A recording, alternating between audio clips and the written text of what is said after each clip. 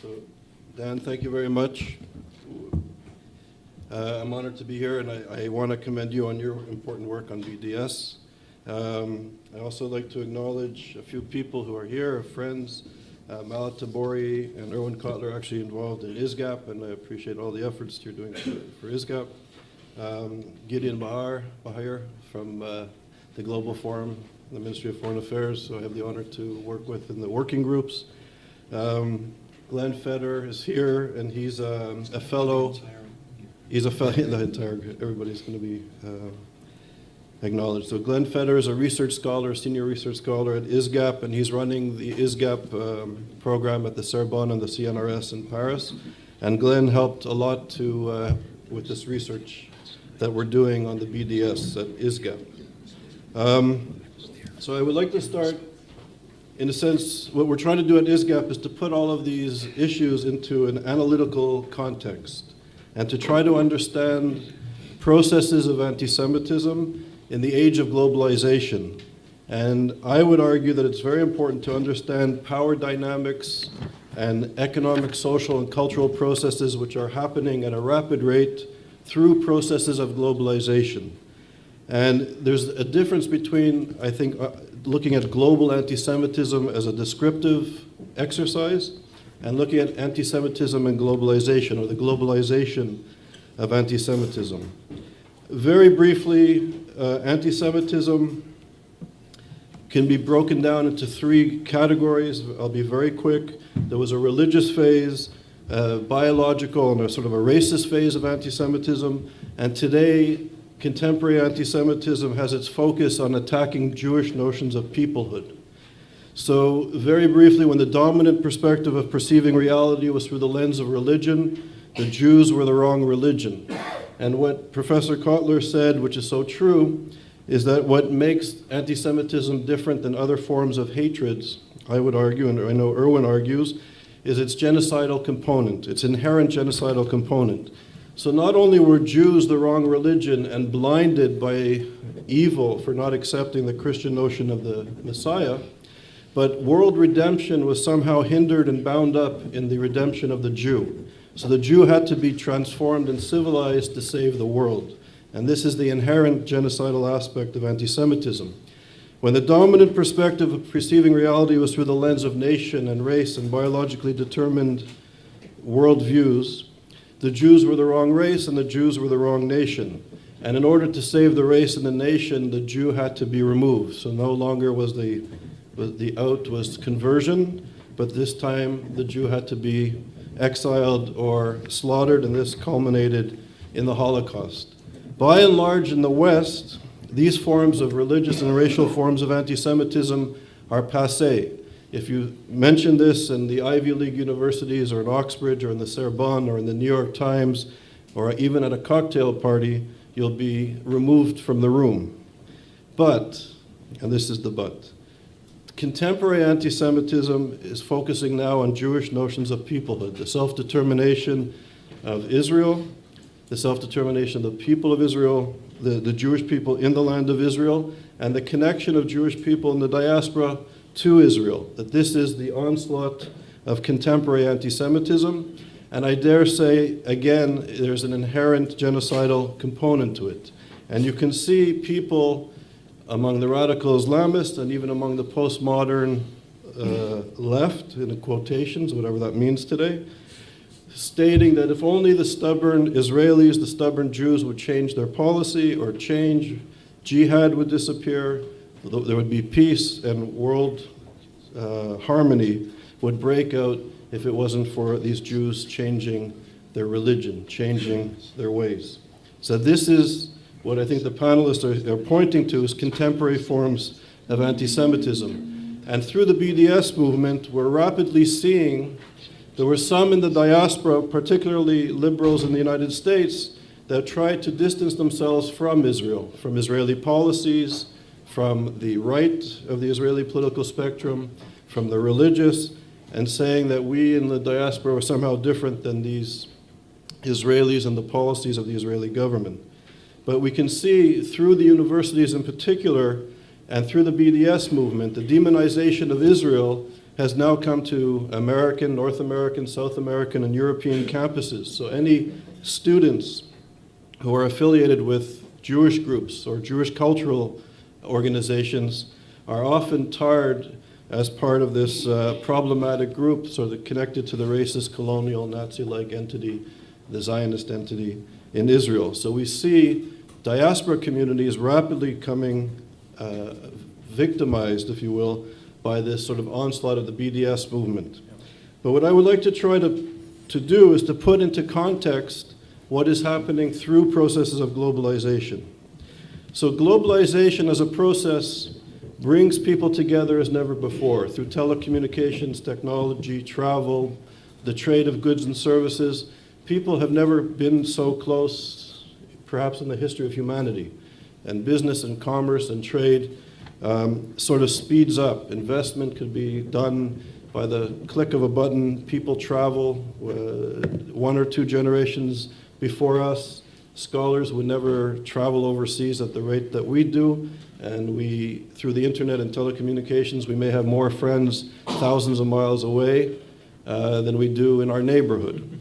But at the same time, as globalization brings people together, the sort of the top of the culture, it also marginalizes and divides as never before. And there's a notion of the time-space compression.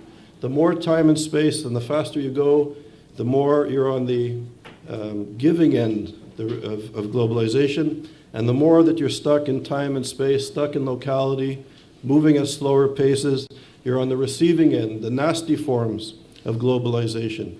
And we see an increase in marginalization, economic and social marginalization, as modern nation states, particularly in the Middle East and other parts of the world, begin to fail.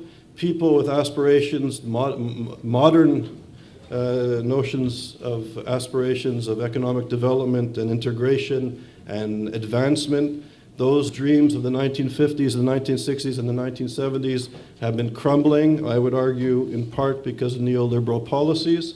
And as this dream of modernization and citizenship dissipates as the states are weakening, now we have a vacuum of radical political Islam and other reactionary movements filling the space that the state once occupied economically and certainly ideologically. So on the one hand, we have in this globalizing moment the rise of radical political Islam, which uses genocidal anti-Semitism as a core element of its ideology.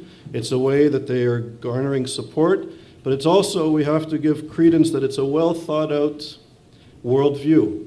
It's rooted in a theology, a perversion of a theology, of a political philosophy, of policy, and of military strategy. Anti-Semitism has been an effective tool to mobilize radical political Islamists, not only in the Middle East, but as we're seeing, and I think we need to pay very close attention to this, in the West.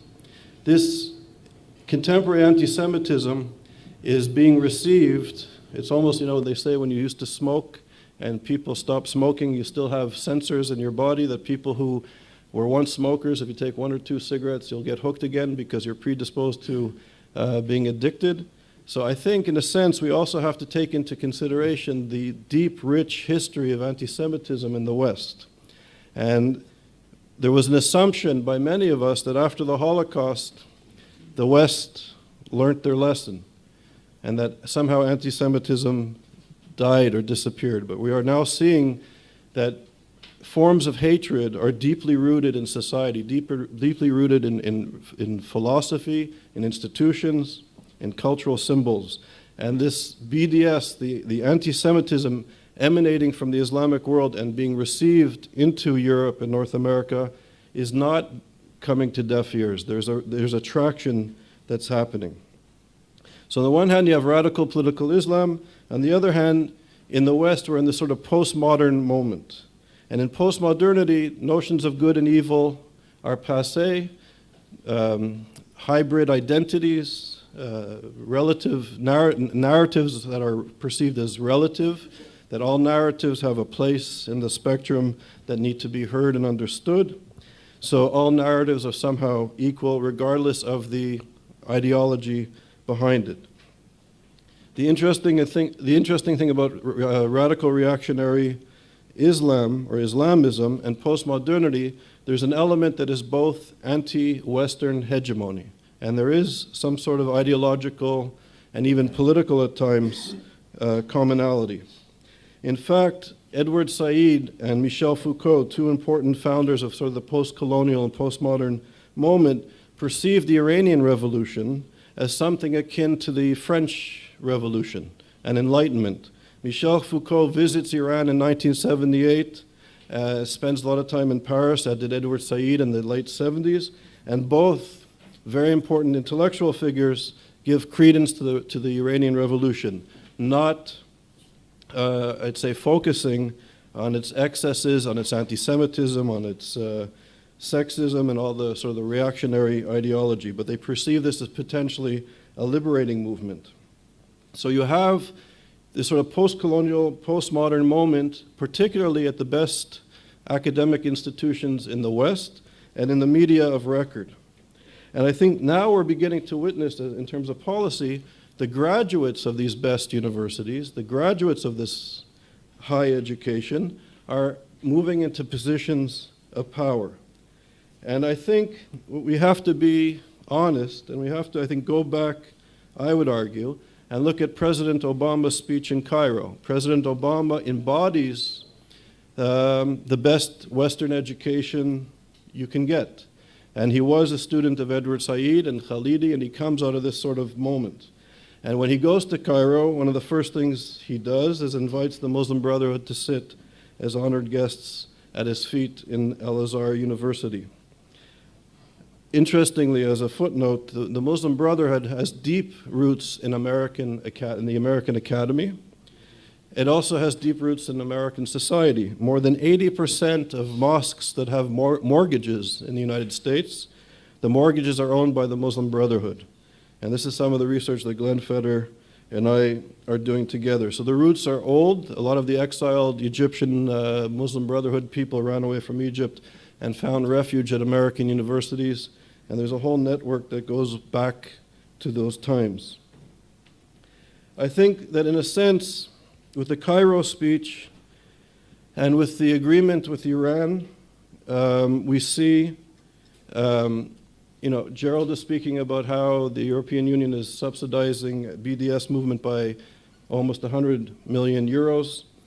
The question that I have is how much will the P5+1 subsidize the Iranian revolutionary regime's involvement in the world and the promotion of its anti-Semitism? So in a sense, I would argue we have to get our heads around the fact that it's actually the West and the Western democratic countries that have now legitimized the Iranian Revolution and its ideology by entering into an agreement. If you've noticed, many Western leaders have a very difficult time speaking about contemporary anti-Semitism and naming it, which is part and parcel of the process that's gone on, and the ramifications of the agreement, which is a lot to do with trade and commerce and that sort of thing, which globalization and the process of a globalization reflect upon. The Muslim Brotherhood and the Iranian lobby have had access to the White House and to other institutions of power in the United States and in Europe, and this needs to be understood. And I also think, and I'm trying to be cautious, but as we mentioned earlier, as Professor Cotler mentioned earlier, the attacks in Charlie Hebdo and at the kosher supermarket on the eve of Shabbat, where the American government did not emphatically state that Mr. Kulibali, the murderer in the kosher market, actually targeted and assassinated people because they were Jewish, and that Kulibali was part of a global reactionary Islamist anti-Semitic movement, that at the core of this murderer's ideology was genocidal and is genocidal anti-Semitism, and to say this in the United States of America today is problematic. We also, in terms of decoding ideology and discourse, the discourse of anti-Semitism in the contemporary context, is very important. And it also creates sort of the atmosphere and the context in which we're operating. And when the President of the United States uses words like moneyed lobbyist, crazy, and other deeply disturbing tropes, I think that we need to really speak out, but we also have to understand the implications of this language. And I can't imagine any world leader using similar tropes, similar deadly tropes that would be sexist or homophobic or racist and get away with it. But this is what's happening. This is what's happening on an increasingly frequent basis. And the question is, I would say, is that in the United States of America, where democracy is largely and deeply entrenched, the rule of law and the institutions and the Constitution are deep, and I think this form of hatred will be weathered. But then the question is, this type of discourse and rhetoric, what are the implications on global anti-Semitism? What happens in the suburbs of Paris when they hear the President of the United States saying these things? The 1% versus the 99%. The money lobbyist undermining democratic processes. What are the implications of the suburbs of Paris? What are the implications at the best universities and the media of record? And the discourse is, I would argue, shifting rapidly. And this is the context that we now find ourselves. And I think that, in a sense, I don't want to sound too depressing, but I think this is the beginning of a real storm. And the recipe, it's almost like a curry. All the spices are on the table, and the fire has been struck. In terms of the BDS, I'm going to try to share with you a very short story. As some of you know, and as Dan mentioned, I was running a research center on anti-Semitism at Yale. It was the first research center at an American university on the study of anti-Semitism. I have time? A couple of minutes, okay. And to make a long story short, we were there for 5 years. It was a vibrant center, and we were closed. We were closed down. And for the first time in the history of Yale, as far as I know and Professor Alan Dershowitz know, the Academic Review Committee's report was deemed classified, and none of the scholars or philanthropists or administrators associated with the center know for sure why it was closed. And this is where I think the BDS, I don't have a background in this type of research. I do social theory and anti-Semitism, but I found myself and 14 of my colleagues out of a nice university. So by coincidence, a few years later, while I was finishing an article at Palo Alto and at Hoover in a beautiful little town in California, I finished an article about 2 in the morning, and I was very happy that the article was finished, but I was too wired to go to sleep, so I started Googling. And I remember there was a young man named Charles Hogan. Charles Hogan is an Anglo-Saxon guy from Connecticut who was the vice president of Yale. And I Googled him, and I started to find these very strange links on the internet, which kind of freaked me out. But thanks to some colleagues, we started to do some research. And basically, Charles Hogan worked for a man named Khalid bin Mufaz, who was a major multi-billionaire, owns all sorts of companies, including pharmaceutical companies. Now, bin Mufaz, Mahfouz. You're right, sorry, Mahfouz, excuse me.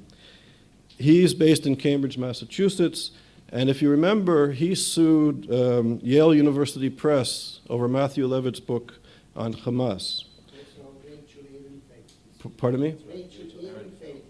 Right, and Rachel Ehrenfeld, correct, and intimidated her quite well.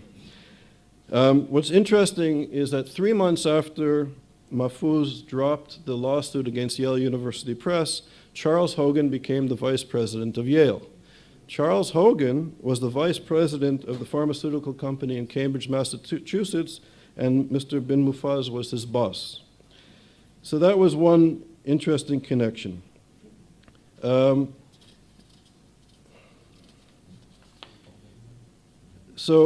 Mufaz is suspected of being linked with various terrorist funding schemes, and also reappears behind the scenes in another scandal, which is about Yisa. Now, what's interesting, when Charles Hogan came to Yale, he hired a woman named Aletta Wagner. Aletta Wagner worked in international programming, and it was Charles Hogan's right-hand man. Now, what's interesting is that Wagner, before she worked at Yale, was a State Department official under the Clinton administration, and she was running the scheduling and the workings of a Mr. Abdul Rahim al-Amoudi in the Gulf.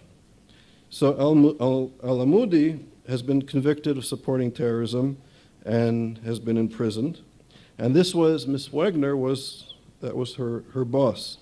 Wagner's husband, Bassam Franji, is closely involved with anti-Israel activism in the United States and is a supporter of Hamas and Hezbollah.